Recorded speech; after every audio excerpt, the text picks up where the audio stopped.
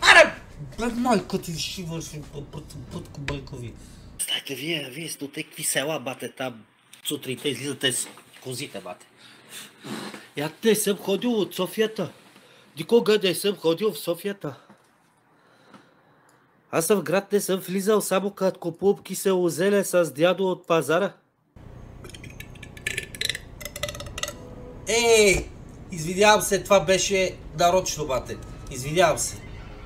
Аз живея в центъра на София, то вика беден квартал. Ти нормален ли си, ме пича? Ти въобще знаеш ли какво е центъра? И на София ли си под надежда? Сега ще ви покажа какво правите вие, като ставате сутрин. Искате ли да видите какво правят половината целяци, бате? Селяните. Сега ще ви покажа. Сега. Така. И след това майка ви няма мъж и взима това теленце, отглежда го, става бик и почва да прави секс с бика, защото във вашето село няма мъже, те са алкохолици, бате. Това правите вие.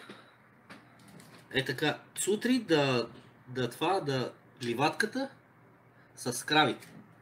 И едно дълго поле, бате. И това е.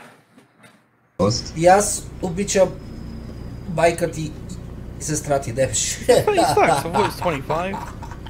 Шегувам се. Не, ако е така хубава русичка, не се шегувам. Ама ако е грозна, се шегувам.